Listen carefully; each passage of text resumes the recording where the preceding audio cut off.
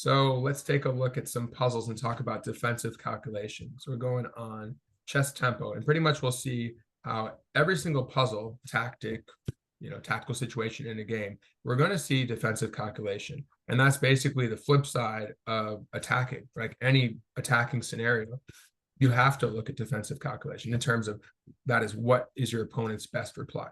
That's the other half of your tree. Otherwise, you just have this lopsided branches where you're just saying, oh, I could do this and I could do this. No, you have to really search for their best move, just as you would search for your own. Multiple candidate moves for them too. It can't just be, oh, what they could do that. No, they can do you have option A, well, they have A1 and A2, and then we branch off that. Now we don't need to go that deep. Maybe we'll go 2 moves deep, but the process is that we're really looking at their best replies, right?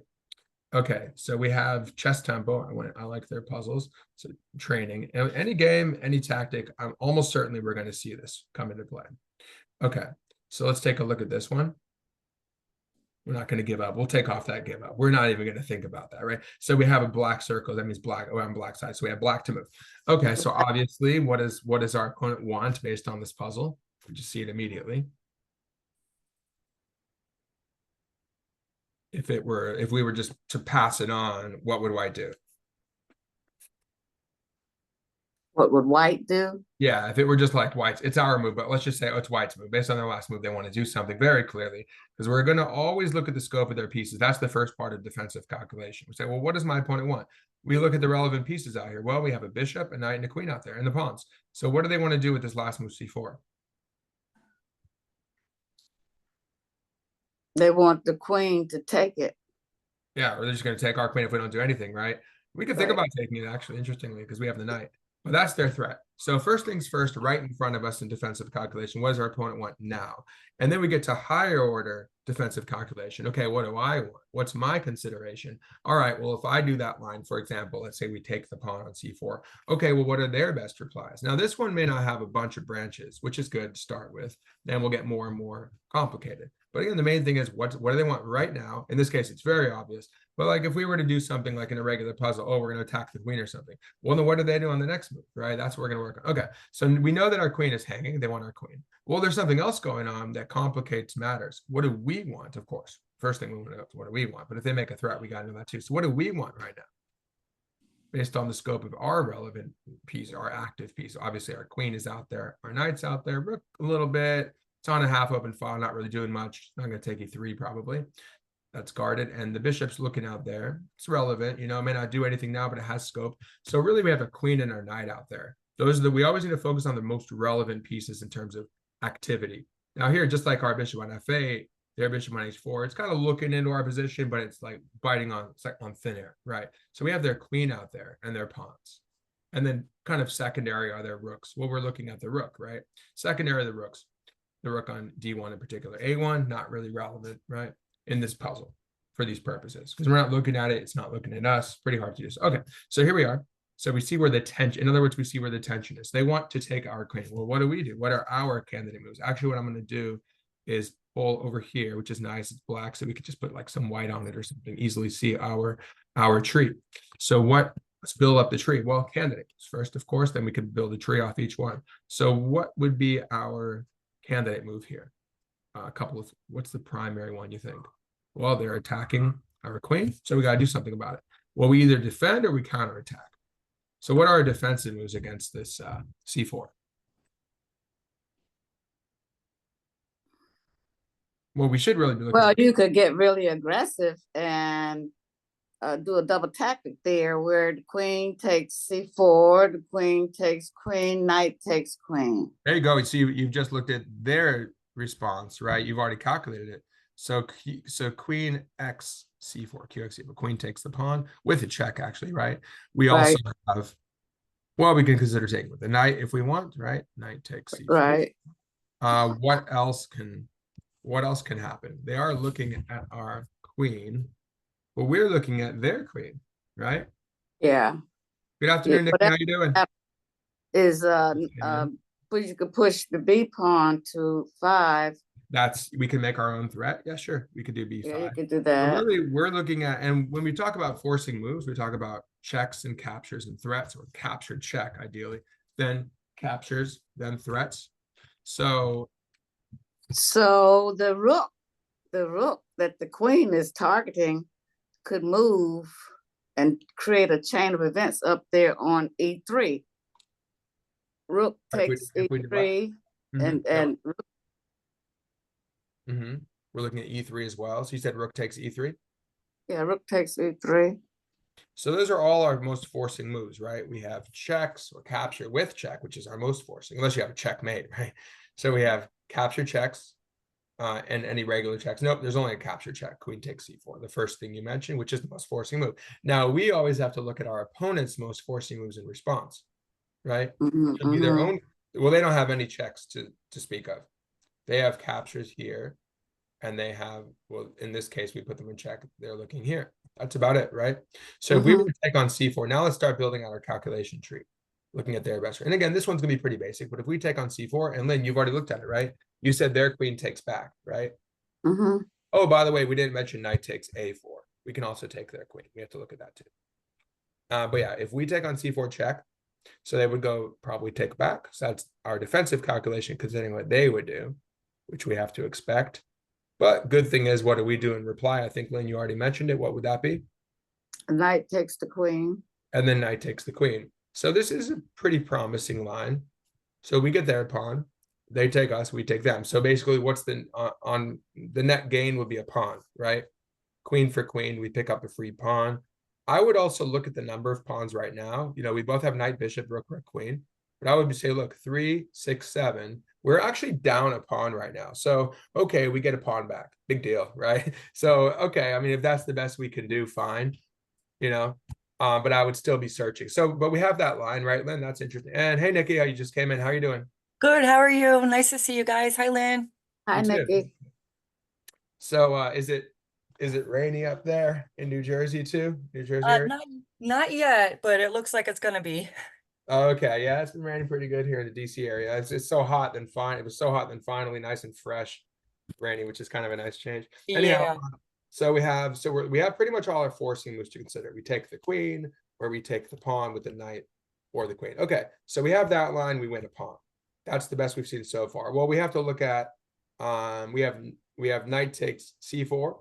Either way, we pick up the pawn. In that case, we just don't trade queens, right? That's about the only difference. Or we could take their queen. We should probably look at that too. So what if we go knight takes a4? What happens there? So knight takes A4, then pawn takes D5.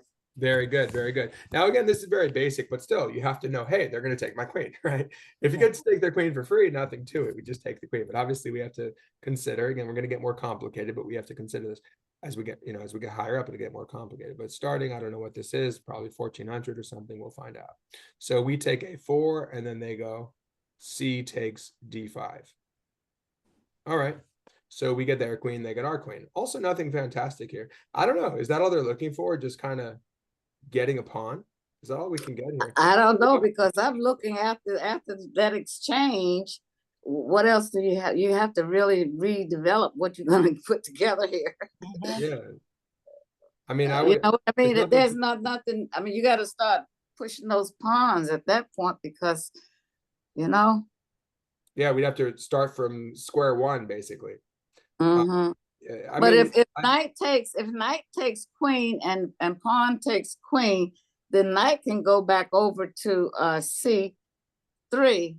yeah, attack, I you thought about know. that. a That's nice spot true. for the night. That's true. And then so we consider their defense, well, effectively their defensive thing is to take our queen. So we have to see that's, well, no, I mean rather considering their offense, our defense is that they take our queen, and then we can attack ourselves with knight c3, and basically we could pick up that pawn anyhow. It's kind of a wash.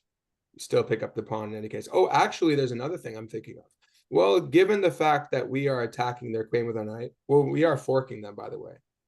So I mean, we could also just retreat our queen and keep the fork there. That's another thing. I mean, then it's kind of like that would be another candidate move. Basically, it would be like queen anywhere, Right, And that's right. another thing. So I think we're pretty much fleshed it out now. So basically, queen anywhere.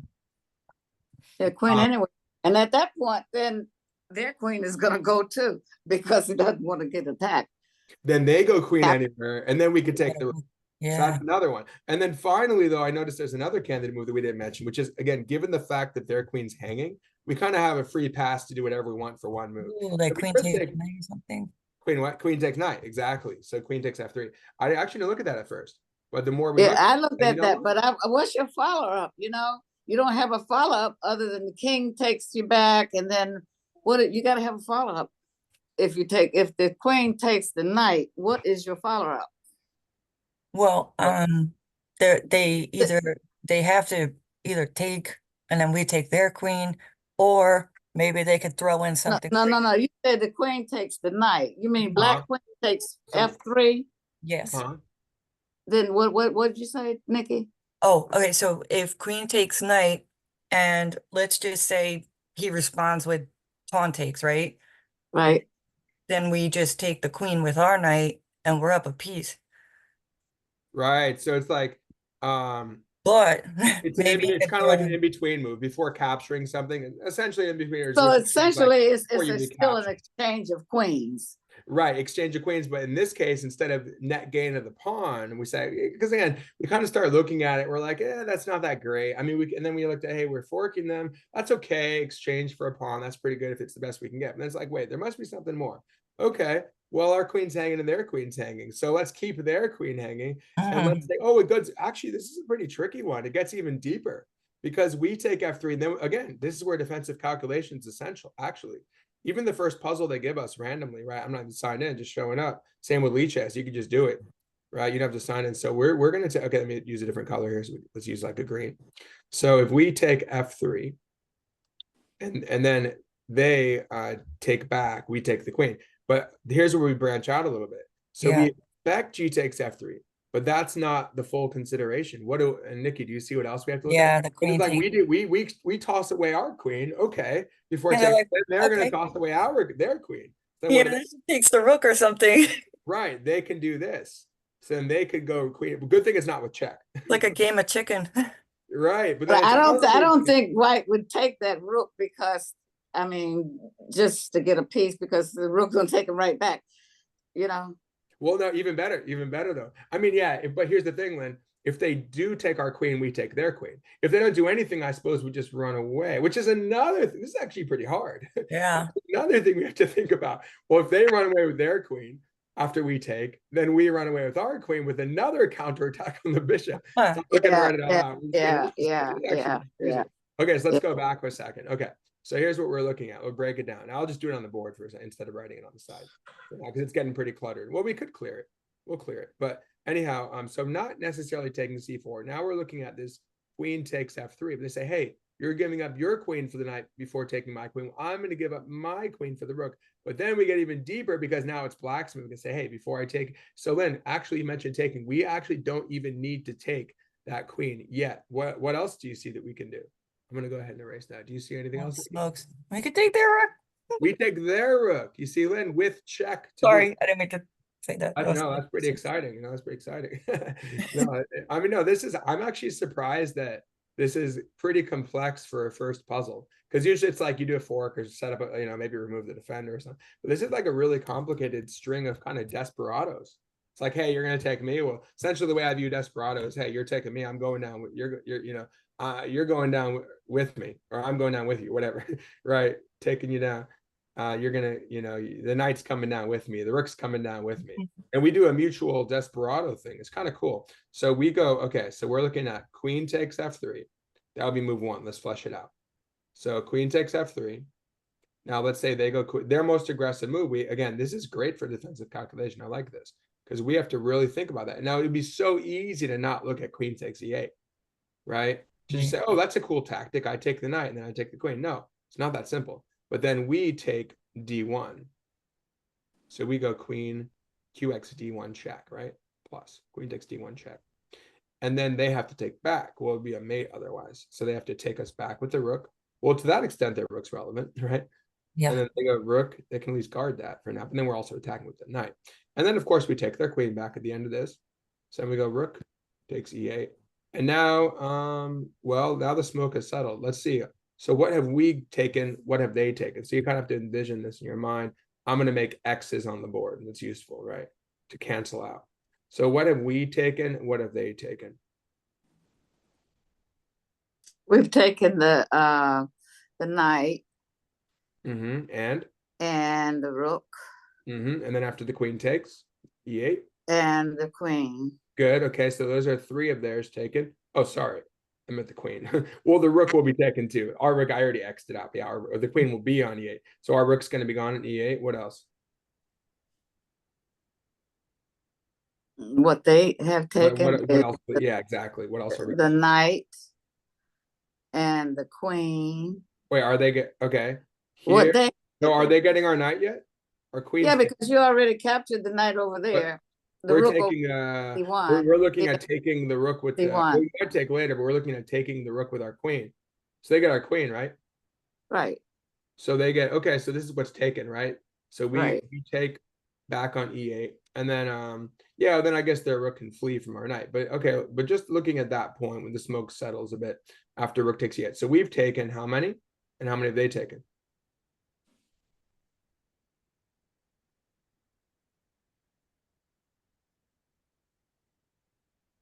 Just based on the X's. Well, what's left?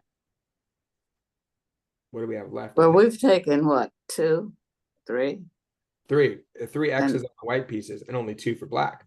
yeah, Only Four queen black and rook pieces. gone for black. So you see the resulting minor pieces. We have a bishop and a knight. They only have the bishop for the minor pieces. Rooks are the same. Rook 1 for 1. So yeah, we pick up a piece. And I would always double check before we go. Mhm. And again, that's why we're looking at, for example, what if they just don't take the knight? Sorry, the queen on f3 when we take the knight. What if they just move the queen away from, and counterattack our knight? Well, then we can simply move the queen. But again, that's important actually Yeah. to have this move, because otherwise when the queen goes back, it's like, oh, that was fancy. you kind of sacked the queen temporarily. It was like, well, all for nothing, right? Nope. Fortunately, well, there's a tactical element, exposed king and loose pieces.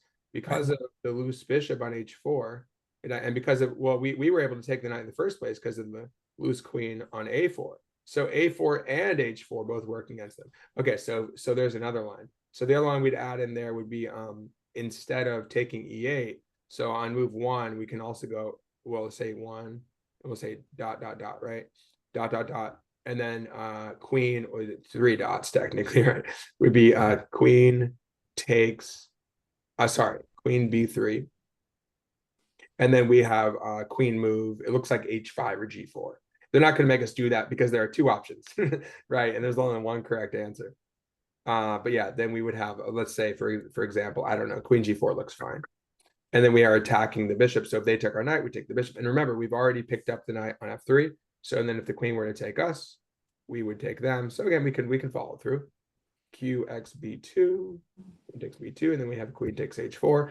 And once again, we emerge a piece up, because then we have a bishop left on f8, but they have no minor pieces. We've eaten both. They've only eaten our knight. Does that make sense? Yes. So, yes. okay. All right, let's do it. So let's go for hold my breath. Yeah, yeah, cross our fingers. Well, there's nothing better. There's really nothing better. What's that? Crossing our fingers. Yeah, but we've really been thorough, right? Because Yeah. we could look at the main line is just, and a lot of people would simply do this, just say, oh, well, they take back, we take the queen. That's just the main line. Now in this case it works, but in real life or real chess, you got to look at everything. And this is actually a perfect example of that, because we're going to think about them taking back, but we're also thinking about a queen retreat. There's the main line though. Now we don't just take. Remember, if we take them, Right. well, actually, wait a second. No, if we take them, then we're losing an exchange.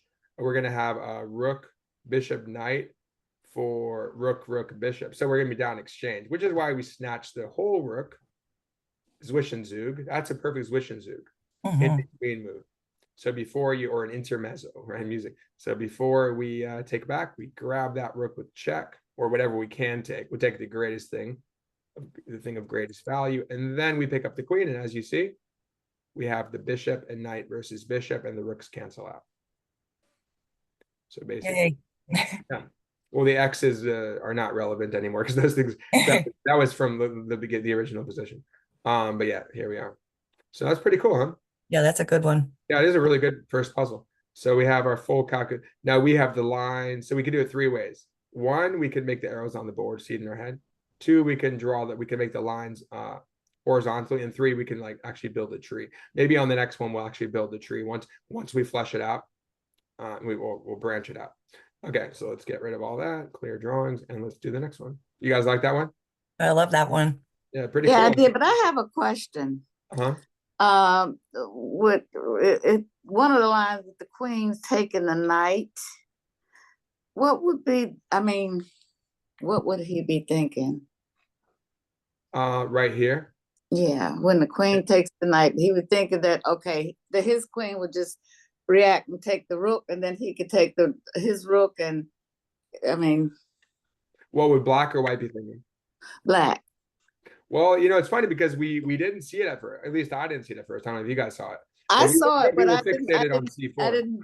I didn't think that would be a good thing to do because I saw the things. Okay. Right. But the way I would view it is, look, I mean, we're exhausting the ideas on C4, but it is a capture.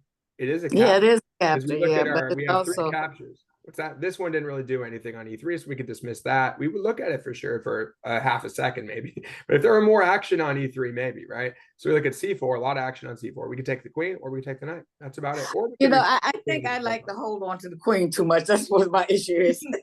right. It's like, but the way I would approach it is it's a dynamic situation and you have to be forcing.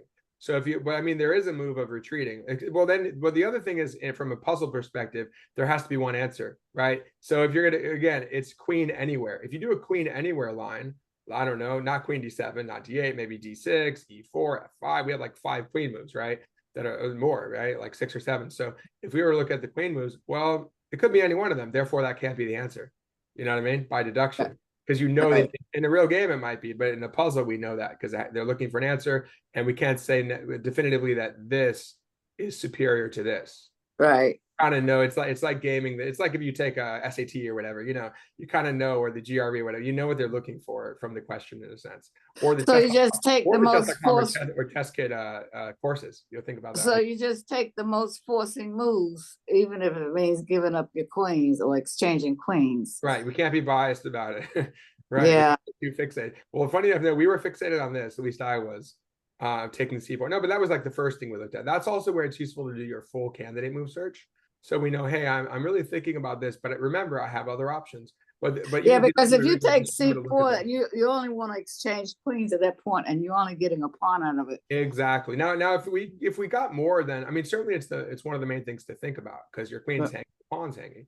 But then we also notice, like, it's a tactical idea. We have mutually hanging queens, so we say, hey, I can take the queen whenever I want, pretty much. So let me see what I can get out of this, and we could just exchange pieces via mutual destruction. It's like mutually assured destruction, but actually they get destroyed just a bit more than we do, and that works out for us. Right. So it's actually a nuance to mutually assured. It's not complete destruction, right? It's destruction of 2 pieces versus 3 pieces, meaning we're willing to part, we're willing to sacrifice those, but it's not for the greater good. But it's not like a sacrifice as I just give up a knight for an attack. We're giving up 2 pieces, but we're gaining 3. So it's really a gain at the end of the day, right? Right. Yeah. But how I approach it, forcing moves and loose pieces. But you got to look for you got to be dynamic. That's why we do forcing moves. Okay.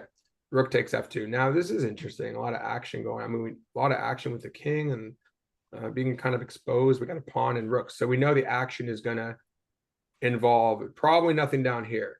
We kind of know it's going to involve the pawn, the rook, and or the other rook. All right. Yeah. And then, so in other words, so probably not their bishop, probably something in here. Maybe this, probably here. Right. So we kind of know where the action is. So now we look at our candidate moves. It's just like a shortcut. So that way we're not going to look at everything. Or we might look at king e7, but probably not, because they just move their bishop, So we're going to focus over here. Okay. So what are our candidate moves? Definitely. I'm looking at that H3 check. Sure. H3. I'm looking at that rook to A2. One of the rooks to A2, like rook A to A2 to double rook to A2 before I would do the A3 check, because the rook is right there. I would move my rook up to A2, doubling up, and therefore when the king goes back, then you can go take your other one and go back, and he has nowhere to come. Well, it's a forcing move insofar as it's a threat. It's a direct threat. Well, And one, they yeah. pretty much have to take us, really. Then we take No, back no, no, no, no, no. I don't mean the rook takes his rook. I mean you just move your rook up, the black rook to A2, making a barrier there. like this. And then take. Right. Yeah. And that's where we're gonna look at their best defense. And that, but we start with the candidate move. Yeah, absolutely. That's a threat. But basically what I'm saying, Lynn, is we're making a threat. By doubling, we're threatening to win their rook outright. Yeah. Mhm. So we're gonna look at their response to both. So we have Oh H3. well, I'm threatening to get the king. Well, the rook and then Go for the kill. We'll take both. We'll take both. Okay, And probably not this one. I wouldn't even really think about no, it. I wouldn't move that one. I would Yeah, move I'd the be other looking one at up to yeah, A2. definitely. I'd be looking at that one too. So Yeah. so you make a threat. Okay, so both of those look legit. Well, I mean, rook takes rook check is. I mean, I don't think it does anything, but intuitively. But I mean, you got to look at it, right? Well, think about it, David. Okay, if you move up to A2, right? What is white gonna do at that point? Well, let's do it. Yeah, What? let's break it down now. I was just saying, okay, I think we got our candidate moves then, right? We've got your move you mentioned. We have Right. H3 check, and we have maybe of course we have to look at taking the rook. I don't think again intuitively I don't think that works because the king just takes. They're pretty safe, but we have to look at everything. Okay, let's start with your move then. Lynn, you mentioned it. You're just talking about the Okay, so rook to So let's A2. I'm gonna make a branch now. Okay, I'm gonna Okay, make make a branch. This would be like the tree. We've done this one at least once before. So we have, Yes. but it's good. It's always, I mean, you can't really do enough of it because well, they say chess is 99% tactic. It's very, very not 99, but it's very, very important. You got to know it. Mhm. So rook A2 to specify which one it is. That's important. Okay, so what does white do? Well, Well, what will white do do they then? have two options in response? I don't know. What will white do? White doesn't have He any could check. probably threaten one of your rooks with his rook at H5 or Well, what's his most forcing move? What's their, just like we're looking at our most forcing moves of checks, captures, and threats. What is their most forcing reply? And that's where our defensive calculation comes into play. So imagine you had the white pieces. What would you do if your rook's under attack? They would just win it outright.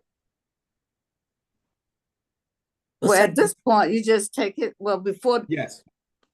before the rook moves up there, you just take his rook. You just snatch it. Yeah. So if I were playing, let me just cut that off here.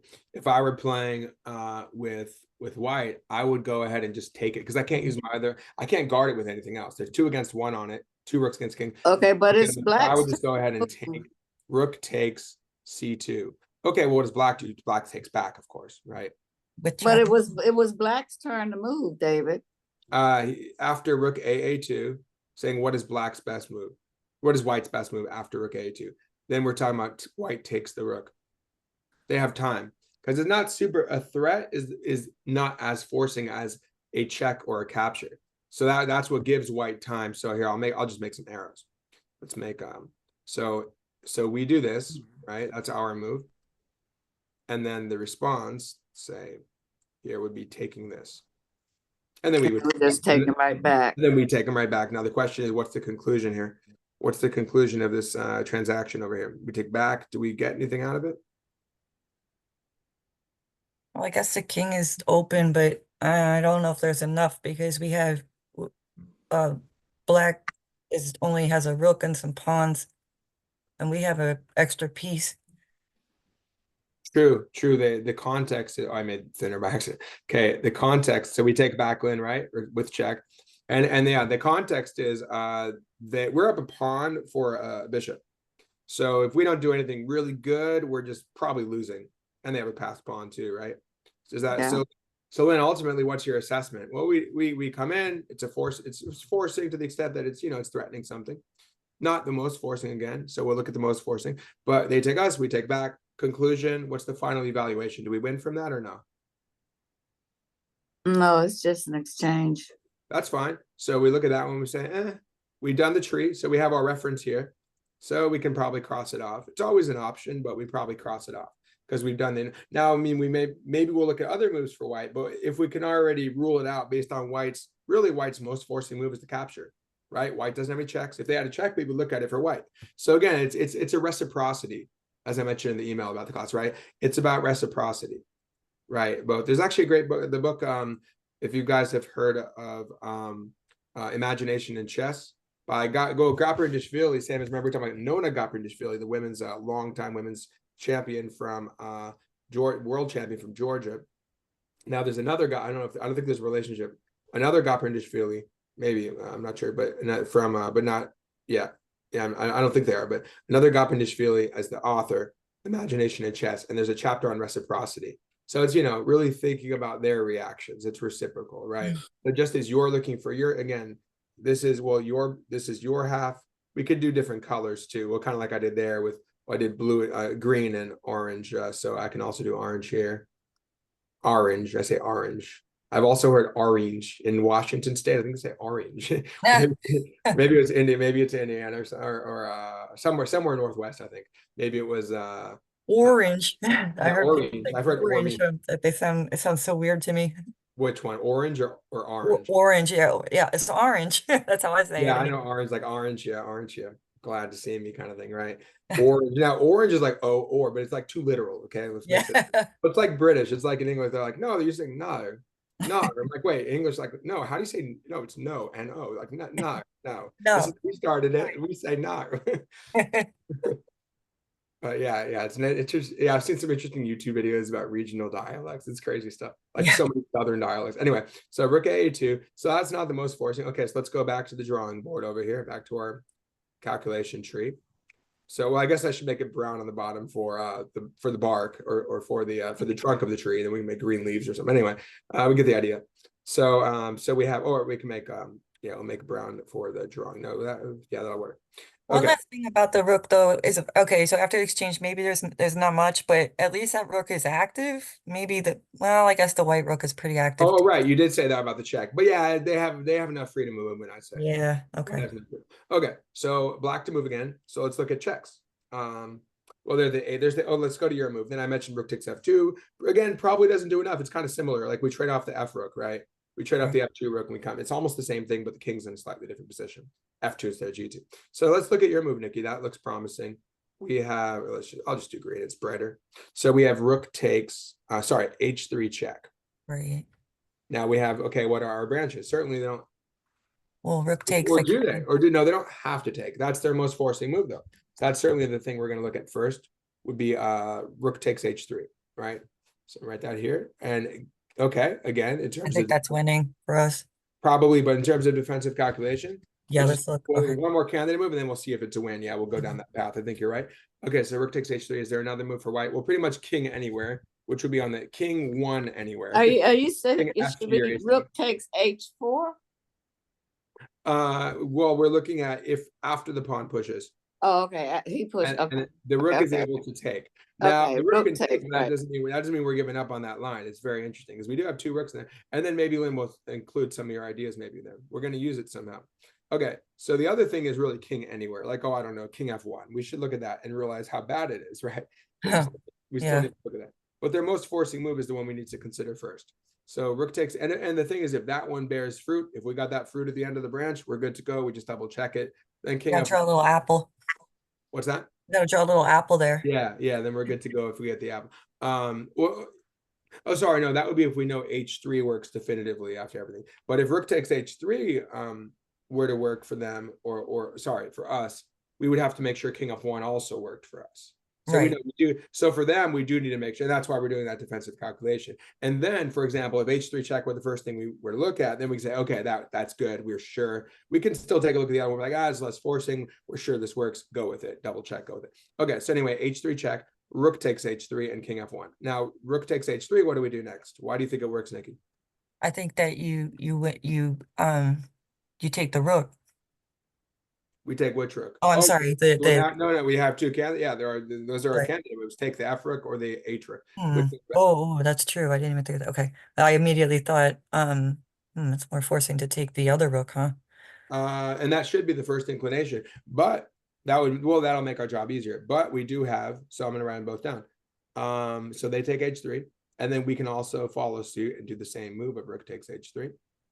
Well, as you that's what I thought at first, but now I didn't even consider. And then you look at it, you're like, oh, there's a rook takes f2 check.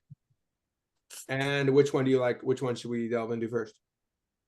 Let's do the rook on 3 goes to h3. Okay, well, You take h3. Now, if the king were to take, would that be good for us? Yes. Okay, that's assuming, and again, that's where we're going to be like, nope, I'm not just going to assume they're going to do something. Right, right, Defensive calculation is about not making assumptions. Oh, right. they need to do that. Oh, they Okay. could do something else. I got to look at it. Just as if I had the white pieces. So they have king takes h3. I'll erase it in a second. We'll come out here. So we have king takes h3, and what was the other one? Rook takes f2. Right, and the problem is, well, oh, and if they do king takes h3, what are we able to do? Rook takes f2. Right, but they don't have to do that. They could go, they go, wait, sorry, did I miswrite it? Oh, sorry, I meant rook takes c2. And if they go rook takes c2, then what? So rook, did I get that right? It would be rook takes h3. If we take h3, Uh-huh. yeah, they can take c2 with their rook. And then do we get anything out of that? Hold on, let me do this again. Okay, don't. No. Right, we get them and they get us. Okay. So we're looking at, I'll just make an arrow real quick. So we are looking at h3 check. They go rook takes h3. And then if our rook takes h3, they say, I'm not going to take. If they do take h3 with the king, then we get to take f2 and we win the piece, which is where we might mix it up, because we realize, oh, well, they're going to take c2 and they get the rook back. And then our rook is hanging on h3 and they still have that extra bishop, right? So yeah, rook takes h3. Yeah, they just take c2 and they're fine. So we look at that and we'll write that down. Okay, Lynn, are you following that one? Does that make sense?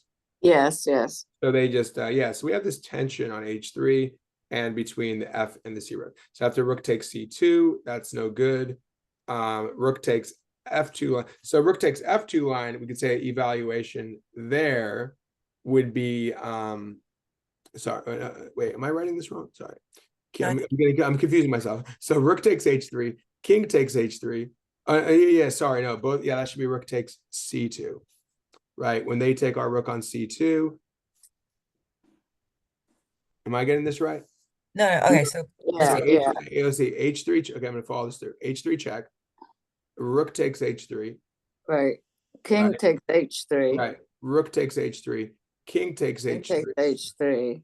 Oh yeah, no, sorry, that is rook takes f2. That's Rook what we takes, pick up. yeah, We pick rook up Lewis, takes we're gonna f2. So f2. that's the line where we're good. We're winning the rook. And then that should be, well, then we have a rook against a bishop, but we're pretty happy. We could say minus plus black wins. Problem is the other line, when they simply go, instead of taking on h3, when we take the rook, they are going to go and take c2, then they still have the extra bishop. And in that case, white wins. And because white wins there, plus minus, because white wins there, actually color cutting it more, then that means that the entire line fails. So we have h3 check. Sorry, I'm mixing up, sorry. I should color code this, yeah. So after rook takes h3 here, this line fails, right? Because they takes h3, because they're able to do, they're able to take on c2. So that line fails, therefore the rook takes h3 line is out here. Right here. So we have h3 check. Then it's going to be rook takes h3. Yeah. So we don't do this line. Meaning we're on this line, right? So I'm going to cross out. I'll use different colors now. Okay. So I'll cross this out with red. Otherwise it's too confusing. So I'm going to cross out this line, right? So they're taking, okay, so let's go back to it. We push h3. Let me erase this. Yeah, as I said, this is getting in the way now. So let's clear it up. So we are just ruling that one out. So now we're on rook takes f2 check, right? So h3 check. Let's make that. Okay, I'll make it green over here. So h3 check, rook takes h3. And now we're on rook takes f2 check. Okay, what's the difference here? well, it's check. It's a check, so they have to react to that. Well, what do? I mean, they take back, I assume, because currently we have 2 rooks against the 1 rook, right? Well, they have the bishop, but we've picked up a rook, so they should probably take back, right? But the problem is when they take back, Right, we picked our rook. Now we've lured the king away. So basically with h3 check, we've attracted the rook here actually to h3, and then we've done a decoy by pulling the king away from the rook at which point we're able to take the rook on h3. And again, we have a scenario where we have a rook for a bishop, and a little tricky, but we're pretty happy with that. We have And to if do he it. goes something like Probably. crazy, like G1 or something, then that's just losing. Oh, you're saying instead of taking on h3. No, I'm saying like after like we take like he's just losing the piece, right? Like if we just run away to like H1, like not take back. After rook takes f2 check. Yeah, yeah. Right. We could look at that. Yeah. Basically, king anywhere. Again, that's where I would do like k anywhere, and we can see then it's well, again, that's where we picked up the we just moved the rook away, or we can just like take this here. We're going to set up a back rank, and we'll go ahead and set up a back rank mate, swing the rooks over there, and all that. Okay, so we can see now that after h3 check, rook takes h3 fails to rook takes f2 check. So we're pretty happy with that, right? I'll give it a check mark over here. Well, that's the one that bears fruit, right? King. Yes. So I'll write that. Yeah, king takes f2, and then and then rook takes h3. So I'll write that out. I didn't write that move. So then we have king takes f2. Then we have rook takes h3, and let's put an apple there, right? Well, we have our, what does that look like? We have a stem. Well, I guess the apple is going to be on the king's head or something. There's actually an artist, Jonathan Bloom in Brooklyn, and he draws like fruits on top of animals' heads. Pretty interesting thing he does. That's pretty cool. Yeah. So we have kind of our red. Okay, we have a red delicious right there. So we have, okay, that's good. So again, the line is h3 check. They take rook takes, that's if, and then we're gonna look at king f1. We're looking at rook takes h3. So if rook takes h3, we don't take with the rook, because again, it's not just like rook a2, same concept, right, Lynn? It's not forcing enough.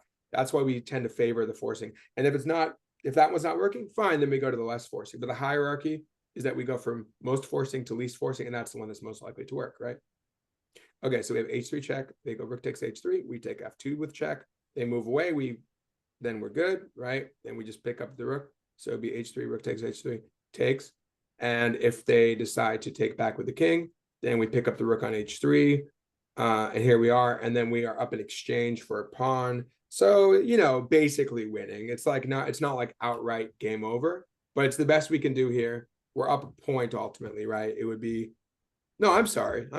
We both have 3.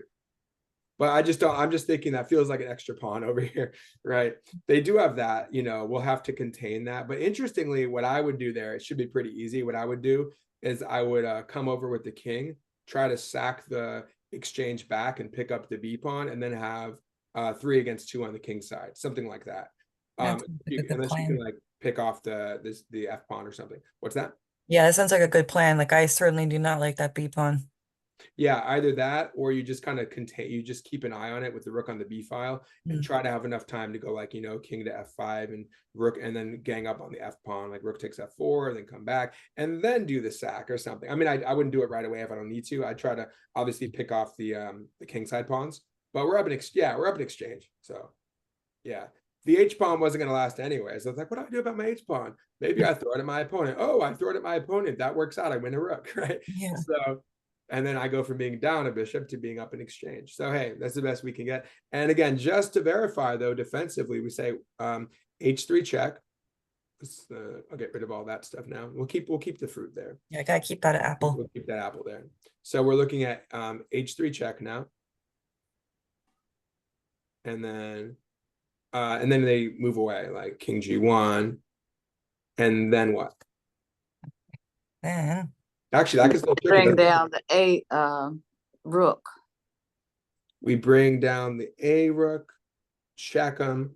They do have a rook back, actually. yeah, But but no, it's not over yet. The thing is It's that not over yet. It's not over yet. Let me write it out. Okay, now that we I know, know. but we know that line works. I'm just gonna erase some of that so we have space. Or no, okay, let's if the rook doesn't let's just take go over here. h3, I want to keep, oh no, that messes it up then. Okay, fine. I have to erase. We already know, we've done our work. So we know that the rook takes h3 line works for us. We'll just keep that in mind, and I'm gonna just erase over here so we can build off it. So now we have it's gonna be a little lopsided. So after h3, rook A1 is definitely h3, okay. So h3 check. king, I said f1. Well, king f1 gets mated immediately, actually, doesn't it? Yeah. King f1 gets mated by rook a1. Rook a1 mate, because the rook can't block. So that's good. That's one line. And then we have king, and then okay, now I'm going to work over here, which is the more complicated one slightly. So now we're going to have king g1. Oh, John's coming in. And then we'll catch him up real quick. So yeah, we have h3 check. Let's see, is John in? Hey John, how you doing? We are You're muted. we're a little deep in. He's probably setting up his headphones or something. But yeah, give him a minute. H3 check. So we have king f1. We see a mate. You guys all see that? So this is, again, we already know this line's good, right? We can verify that. What's verified, right? Twitter verified. We didn't have to pay anything. X verified, but it was free. And yeah, that was good. The website's free too, so we're good. H3 check. King f1. Rook a1 mate. You see that one, John? Are you there? Okay, we'll give him a minute. All right, and then king g1. So h3 check, king g1. Now again, we're going for rook a1 check, but they have there's a little bit can throw a wrench in the works with rook to. Oh, I think is he there? John, you there? Yeah, there he is. Yeah, okay. Hey John, how you doing? Good. Hi, everybody. Hi, John. Okay, so I'll catch you up on where we are. This is our line. We're doing a calculation tree, and we're really focusing on, again, the calculation tree. Naturally, we're looking at defensively. We're looking at, even though we're attacking, we're considering their best defenses to truly, make sure we see the entire tree, getting to the truth of the position. Otherwise, we're going to miss things easily, right? So this is a huge part of playing well. Because if you can't calculate well, I mean, you're just going to blunder. You're just going to make deeper blunders. You may not hang a piece, but you're going to make a blunder like 2 moves into a line, right? Or the whole line just won't work because you missed something. So effectively, it's a blunder. It's just a deeper blunder, right? So anyway, h3 check, king g1. Now this is the key. After rook a1 check. Okay, well, now they have, did I write it down there? Rook f1. Right. That's the block. Okay, now we have to find a key move. So envision where we are. There's not too much going on, but it's every detail matters. There's a pawn on h3. There's a rook still on c2, and there's a rook now on a1. So rook a1, rook c2, pawn h2, and they've both moved down for them, moved down 1 floor, right? To g1 and f1. Okay, so what do we do now? Well, it looks like they're holding on. So the white rook would just capture h3. That's what they're threatening. But now it's our move. Yeah, the rook h3 line, that's where we get to take on f2 and take h3. That's what we looked at, John, right? h3 check. It's all messy. Well, we got a fruit at the end of the line because it worked for us. But we got to make sure the other one's not poisoned or fruitless, right? So Yeah, kings and checks. the rook takes, we're going to sack or not sack. We're going to trade on f2 and take their rook on h3. So what we're focusing on now is, John, we're focusing on king back moves. So king f1 gets mated by rook a1. Okay, here we are on king g1. Okay, so h3 check, king g1. Rook down check. Uh-oh, they have rook f1. We have to look at that. So it's not done yet. But now let's try and find a way around this. Do you guys see what we can do? Again, most forcing was, we take on f1, nothing happens. Oh, we can take on f1, then win their h2 pawn. That's a little, not quite there yet. We have something much better than that. What's our forcing move? Anyone see it? Rook g2. Rook g2, check. Do you guys see that? Yeah. Rook g2 is available to us because the rook has moved away and the pawn is on h3. And then another decoy. See, the rook's in the way. King has to go in the corner, at which point we go. What do we do? Oh, then we just take the rook. We get that rook again. This time it's even better because it's with mate. Yes. Okay, so let me, it's getting cluttered, but I'll just quickly write it, then I'll erase it so we can just then we'll do it on the board. So we have rook f1, and then let's just go down this way okay, now it's drooping. Our branch is drooping now because there's such a big, this time it's like a massive mango or something. Low hanging fruit now. We have to work for it though. Okay, rook f1. Then we have rook g2 check, and then the king flees forced to h1, and then finally we go. That's a pretty long. These are hard puzzles, really. I'm so bad with rook ones. They're so confusing. Which ones? Anything with like this, like with rooks and like just a bunch of rooks like this. Like that's, I don't know what, I have a lot of trouble with these. There's your mango. Or mango's on. We're not giving up. We're getting a mango. There Yes. we go. Okay. You have trouble with which side? Anything like rooks all over the place. I have a lot of trouble with any puzzles like involving things like exactly like this kind of problem. Just like this one, right? Yeah, Yeah, It's the kind exactly of like thing this one. that Like it's my the- first instinct Rooks was and pawns. not to do the check. I was gonna do H3 and then sack it, and then I would have lost the C rook, and that would have been that, and it would have been nothing. I didn't like I don't know if I would, yeah. but These are so tricky because yeah, end games are very difficult tactically because there are so many options. yes, They all look kind of similar too. Right.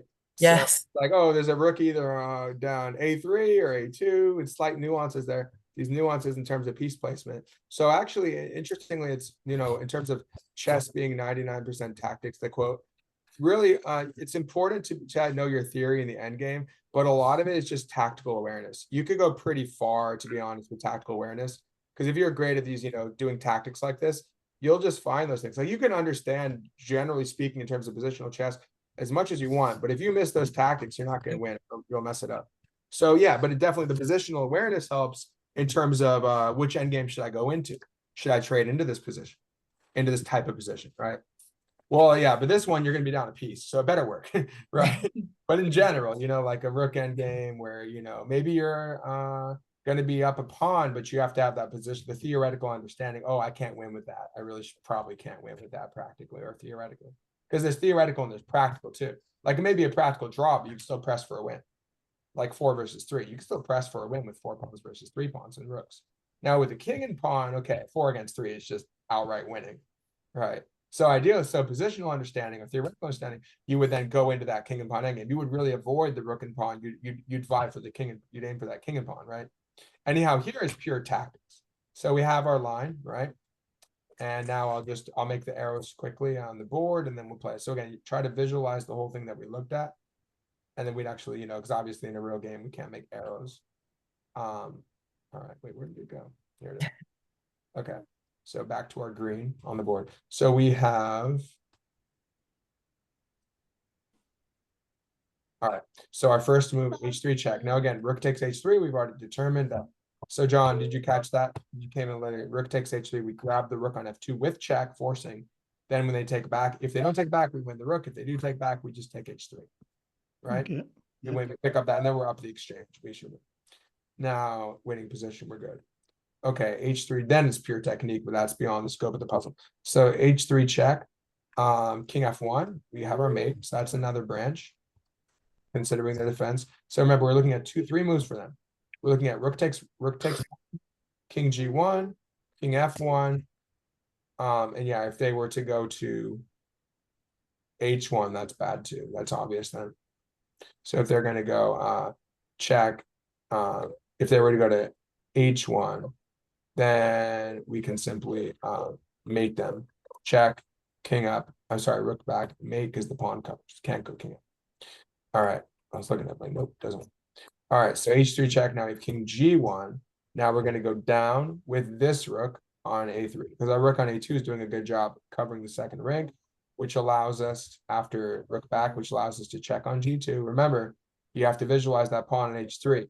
Otherwise, you wouldn't see it. You wouldn't realize there's a resource there. You got to really remember the pawn on H3 is able to cover the rook on G2, so the king can't take it.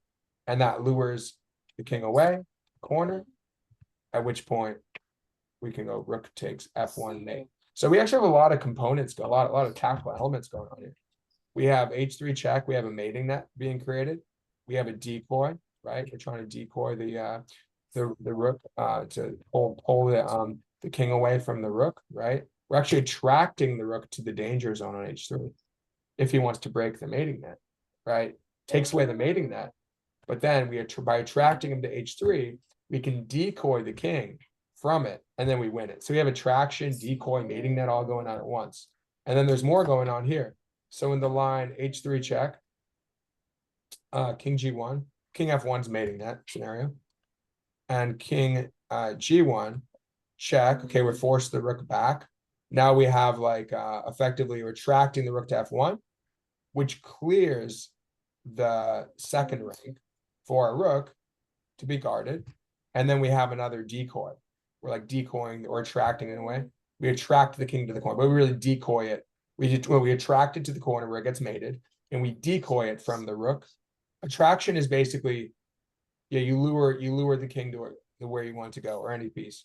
So you lure it to get forked. So for example, you might like sack it, like the one where you sack your rook in the corner, you pull your king over, then you can mate them like that or something with the queen. So you're luring him where you want him to be. So we're doing attraction and decoy.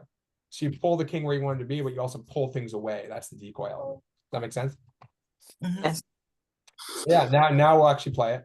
We visualize, we looked at the logic of it, we've broken it down, we've done our calculation tree, which got a little wonky, and now we're gonna do it. Double check it, but it looks good. Rook decides to take, they're not getting mated. But remember, we don't take h3. Now, if the king were to take back, we take f2. Very similar. We're winning the f rook instead of the h rook in that case, but they're not going to give in. That's why we do defensive. Again, if you Right. defensive calculation, we're considering an option, but not thorough. And you say, of course, I take that, may take me, I take no. Yeah. Funny enough, I did that last night. I was rushing in time pressure. I didn't look at both options. Yeah, so actually it came up. Now rook takes against Alex actually. So Oh, really? yeah, funny enough, yeah, I didn't look. I was like, oh, I'm like, I'm gonna win the exchange. Well, I may as well snatch. I may as well just snatch a pawn along the way. I'm like, oh, I forgot. Now I Yeah, don't get it's a sneaky one. yeah, because I didn't look at the other line where I don't win the exchange. So anyway, rook takes f2 with check. He takes, then we take. And again, as we said, if he moves away, I'll just take the rook anyway. Then he could take the rook on the next move, which is the same thing, just wastes a move, and we take. If he doesn't take, then we set up our mate. We have 2 rooks against the bishop. When he takes, we pick it up, and again we have a winning position. Yay. Wow, we went up. Yeah. You went all the way up the ladder and shoots the ladders all the way up. Okay, the big one. So pretty cool. So we got 2 right there. Why don't we do one more and maybe do a practice game or something? Sound good? Yeah. What was this last part I didn't hear? Sorry. Oh, we did. Why don't we do one more of these to demonstrate really, hammer this concept home, and then maybe, is that the phrase? Hammer it home? Hammer it Yeah, that sounds right. home, I guess. Hammer the nail all the way in, whatever. Yeah. Yeah. Hammer the nail home. Okay. So, bring it home, take it home. Some home analogy. Yeah, Okay. something home. Yeah. Okay. So now we have, and then let's do one more. Then I was saying maybe play one game if you guys want. All right. So let's clear it. Okay, that sounds good. Yeah, English analogies can be a little axioms can be a little weird sometimes. I love like when like somebody's not like English isn't their first language and they like say it like wrong like but it's really cute. Like it'll Right. be like they'll say, home the hammer, or like I can't even think of an example at the moment, but it's just they like, or hit the tail, like the nail or the head on the nail, or like they just Right. mix it in So it. it's like some translation. Well, it's either mixing the direct translation of English or translating their axiom to English. Right. I know Chinese has a lot of good ones. Oh yeah, I bet. So rook d3. Okay, black to move. So first of all, just get some context. What is going on?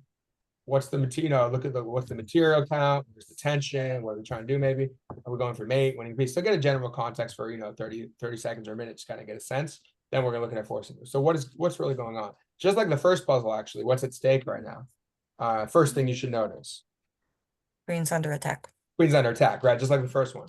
The first one, we're under attack. We're like, oh, well, they're under attack by the b2 knight against a4. This time, the rook on d3 wants our queen on f4. That's dangerous. Okay, so we got to deal with that.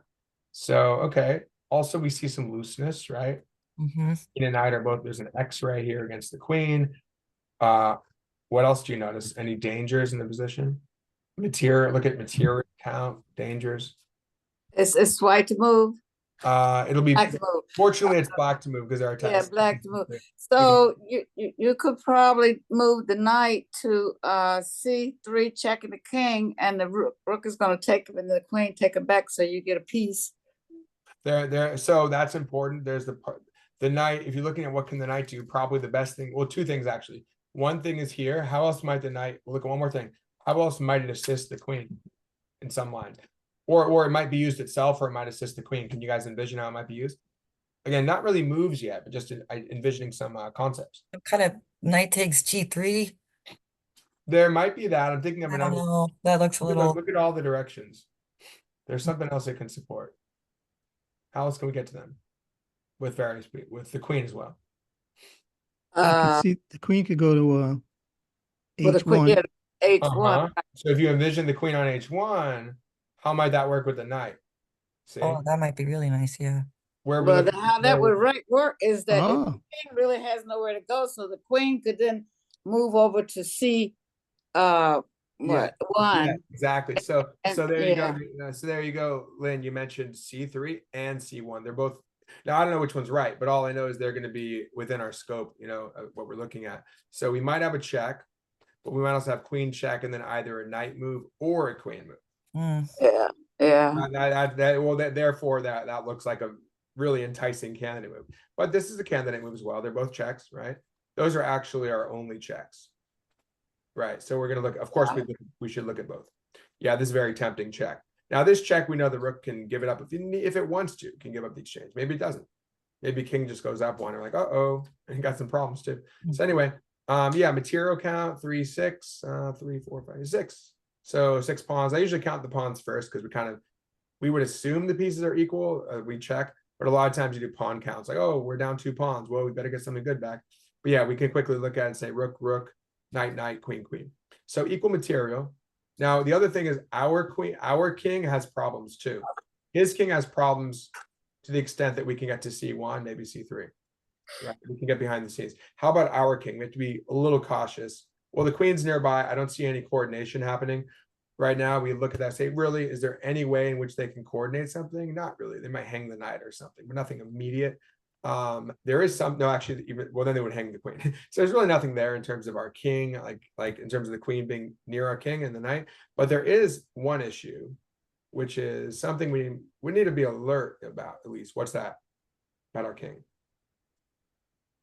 Well, it's in the corner. It has no escape square, and the queen is sitting up Yeah. over top of it.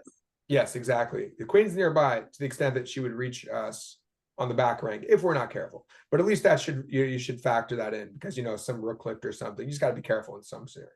So that would probably indicate, okay, that would probably tell us don't move your rook, right? We're probably fine where we are, and we can already look at it again, intuitively say, well, unless we had like a rook F1 thing going on, like someone mentioned, Nick, you said knight takes G3. Okay, that might be relevant sometimes. It's interesting. Like maybe there's some knight takes and queen gets trapped and you mate them, but no, that would have to be a different scenario. As we can see here, our queen's under attack. So we probably say, all right, well, we're probably narrowing it down to the queen check or Gotta be. So it's got to be one of those almost certainly. So with a little context, we understand what's going on. We have to be a little careful on our back rank. They have immediate back rank dangers. And as you said, Lynn, that's important. But interestingly, the C3 square might be useful to us to the extent that we have our knight covering that. Yeah. So they're cooped up in there. We have a mating net around them. Okay, so the 3 pawns are part of the mating net, and then we have our knight and queen hovering around there. Okay, so let's write them down. Those are our 2 candidate moves. And then we're going to we're going to do but defensive calculation begins immediately in terms of our queens hanging and looking at any back rank or something for them, right? But then again, so we start with that. That's just kind of a defensive lens, kind of a defensive scan of what's aiming at what could aim at something in a move. So pure defense at the beginning. But then when we're looking at just to make sure, it's like, oh, are they attacking the queen? Are they threatening mate? Right? That's pure defense. You got to think about that.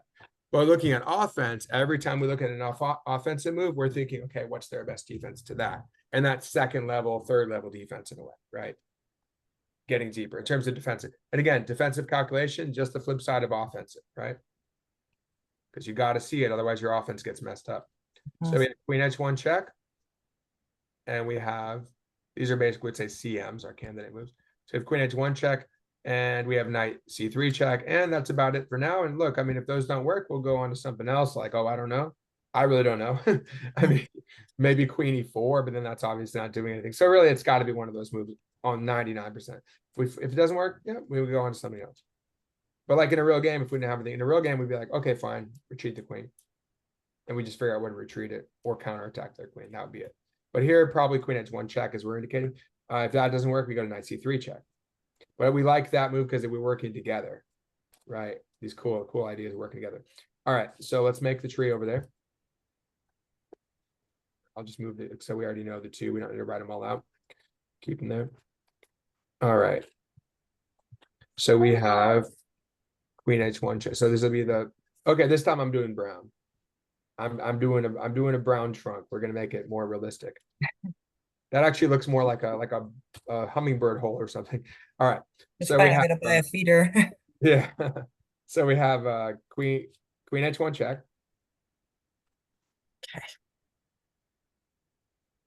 Yeah, we can have a little bird popping out of the queue, right? So queen h1 check. Okay, now what? What do they have to do? Well, they have pretty much what do they have? Two candidate moves look like that are viable. King Mhm. D2. They can pull the rook down to D1, or they can move the king There you make it. Tree. to either B or A2. Oh, it's the green. Green is That's- for the leaves, trees, that's- and that's for the trunk. Well, okay, so we have so rook down. We can pretty much rule that out. They're probably not going to do that because we just take with check. No, We still have no. our same attacking idea, but we'll take a free rook, right? So we can say viable moves would be the two king moves, right? Right. So we have king A2 and king B2.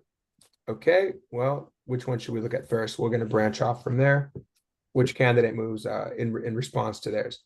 So it's kind of like line one is queen h1 check, and we have like one. It would almost be like this would be 1A, and this would be 1B, and we can get into some legal language.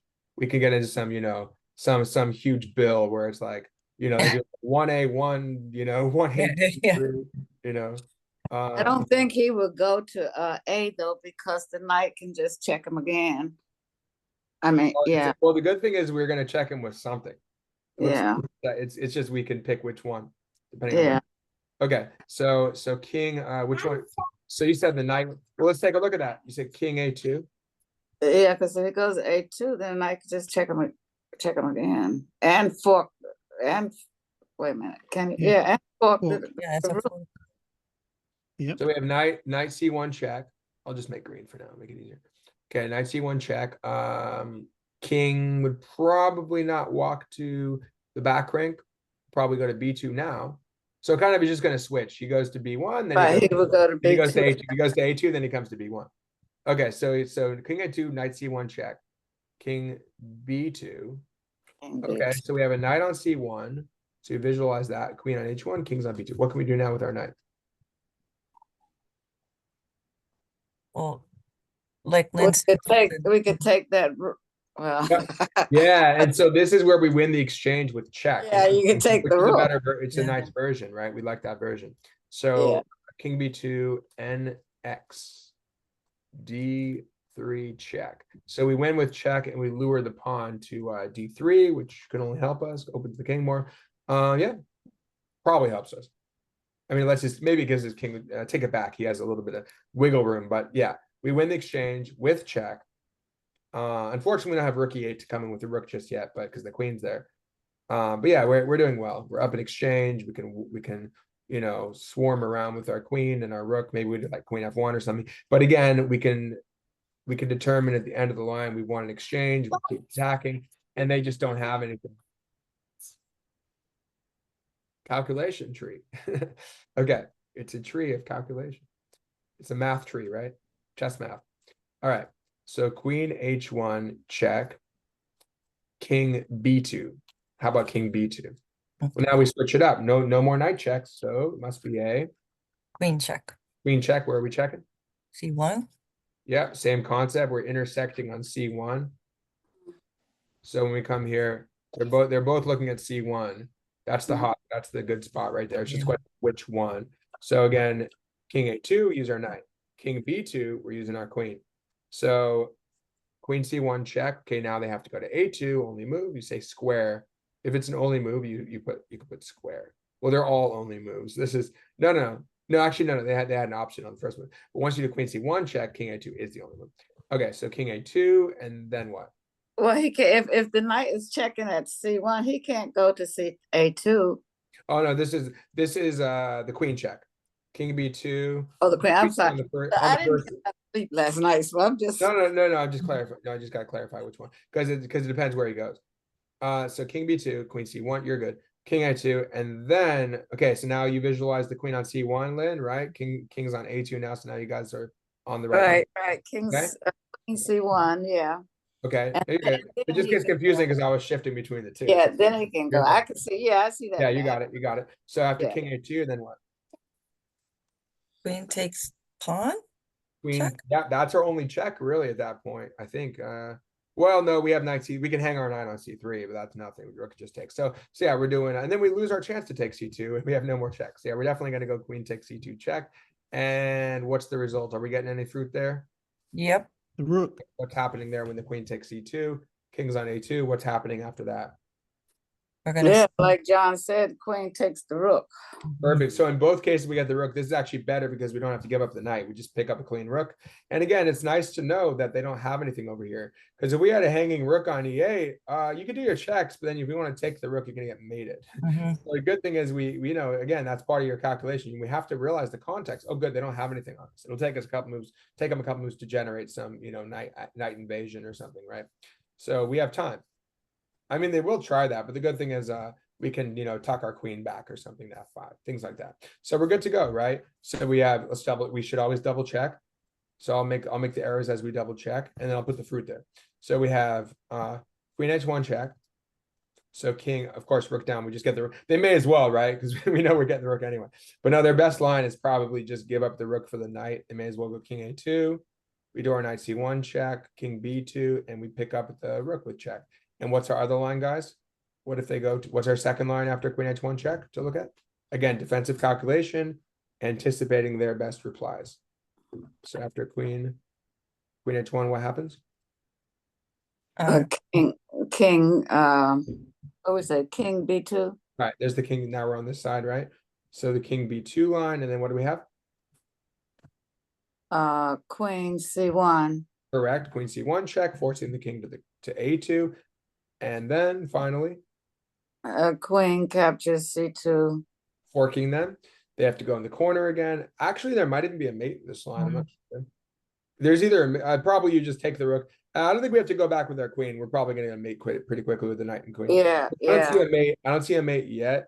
You may have time for like knight c1. Yeah, probably knight c1's mating, because then we're going to mate him on a2. I don't think they have a defense to that. But anyway, at least we win the rook. And we know we're mates coming soon, but we're up an entire rook, so we know no matter what, the computer can tell us mate in 3 plus 65, whatever. It's completely winning. All right, so we can put our apples there. We get our fresh, no bad apples. We get our No bad apples, no poison yeah. apple. no poisoned apples, right? So we have our apples at the end. We have our, we didn't quite write it there, but we know that this one has its, what is the apple? Is it like this, right? So we have our apple there. It's a Macintosh. Macintosh. Yeah, that sounds good. Organic. Yeah. Actually, that looks more like a tomato, isn't it? Like or something. All right. So we have our apples. There we go. Cool. And now we can play the moves. All right, we'll just do it right. And there we go. Yeah, it looks more like a tomato, but whatever. Wow. Oh, you got Whatever the it is, it's good. Okay, so we have queen h1 check is effective because we know that both king moves, they only have the king moves, and both of them win based on alternating between either the queen or the knight, based on what they do. Okay, cool. So let's play it out. And again, I double check, but really we see knight. There's no need to go knight c3 check. Well, actually, even if the rook were to take, it would be not as aggressive. But also they go king b2, then I think we might actually be in trouble. King b2, the knight's hanging, there's a fork. And yeah, that's not great. Then they check, the king goes back. Yeah, we don't want that. So we're going for our queen check, a nice geometry in there. We're wrap around, okay? They're going to a2, we check them, pick up the rook, and we win. yay. Good A lot job. of, a lot of good defensive calculation, guys. From the very first move, queen hangs. Now this one was just, this is kind of to ensure there's not really any danger to us, but this is just to ensure that it's worth it to even throw in the check in the first place. That we Yeah, get to because then you start to contain the king Yeah. and the other pieces too. Keep the king on the run. Yeah, exactly. Like we know it's good, but in the other ones, I think there was even more defensive calculation to the extent that we're in danger or like lose a piece, or we're just going to lose if we don't. In this case, if it doesn't work out, we probably are okay. Like it's a regular game. But in the other ones, it was defensive to the extent like if we don't do it, we actually could lose. And here it's just defensive to the extent that we are considering just that we're, no matter what, we're considering their best replies, plural, right? Not one reply, because then we might miss something. So it's all about being like you're a thorough detective, right? You're doing your detective work, and you leave no stone unturned or branch, I don't know, no branch uncovered or something like that. We're not going to ignore anything unclimbed. We're going to climb all over that tree. That's a good one. But Unclaimed, David, yeah. And under pick a up our time, fruit. David, here's a silly question. Huh? On the time conditions, it That's would a be good question. I almost was gonna- impossible to make all I of was these. gonna ask the same thing.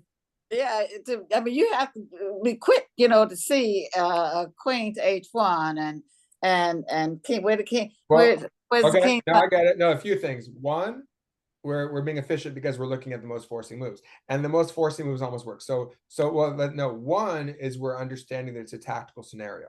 So we even look for those things in the first place because we have those checks and loose pieces or exposed, in this case, exposed and a king that's in a mating net. So one, we notice that.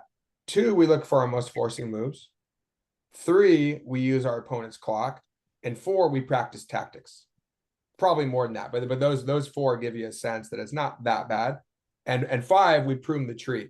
So we're pruning the tree. We're looking at, oh, that's bad, that's bad, that's bad. And we can use our opponent's clock, but largely we do so by looking at our most forcing moves and our opponent's most forcing response. That's the other thing too.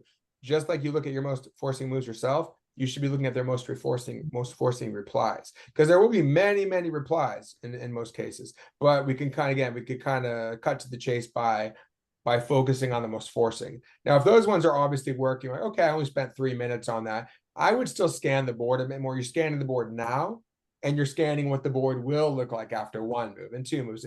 And then it gets burdensome. It gets really crazy when you're looking 5, 6, 7 moves ahead, and you have to branch out so much. Again, that's where our shortcuts work. And interestingly, that's why when someone says, oh, I can calculate 15 moves ahead, it's like, well, what kind of calculation are you talking about? Right. Talking about check. That's not that hard because they only have 1 reply or Right. 2 replies. If you're talking about an ambiguous position, well, then we can't calculate all that. But instead, we think more conceptually. Oh, well, I have the ability, like right now, like, oh, white has the ability to, I don't know, go like 95 to G6. It's not there yet, but they have stuff like that. So I have to think, okay, I'm aware of these possibilities. I look around like, oh, there's a possible break with, F5 to F4, G5, G4. So I know those things are there. But, how they're going to play out, it's basically impossible for a human to see, because there are so many iterations of it, right? But so it's conceptual. That's the thing. A lot of GMs will pretty much do that, right? They'll do that, then they'll meet that with hard calculation when they need to. Influence in front of you. Does that make sense? Yes. So it's not that impossible, right? No. Yeah, prune the tree. Focus on forcing moves. That's the main thing. Okay. You guys want to play? I don't know if you have a little time. It's up to you guys. I know some of you guys have to go kind of close to 2. Yeah, But I'm gonna head out. Thank you for your time as always. I'm gonna go too because I didn't get enough sleep last night, and that's why I'm bumbly today. take it out. We could have a nice afternoon, kind of rainy. Yeah, Well, it's kind of a I dreary may day, make but up. it's the air quality is like 18, so enjoy. I'm a deficit like 2 hours, so maybe I'll Oh, catch up. yeah, Yeah, go get your get a nice sleep, and then you can nap. play some really sharp chess, keeping those things in mind. Yeah. Yeah, Definitely. you practice it and practice again. Practice your tactics, Yes. and you apply them over the board. The more you do, the more efficient you become at it. Cool. Great. Good Thank job, you very guys. See you Thank you next so week. much. It's good seeing you guys. All right, bye, Nikki. Same Bye, here. Bye. See you Thanks, next David. week. Bye, John. Sure Bye. thing. Bye. You can drop Have by. a good weekend. You Bye, too. everyone. Take care. Bye.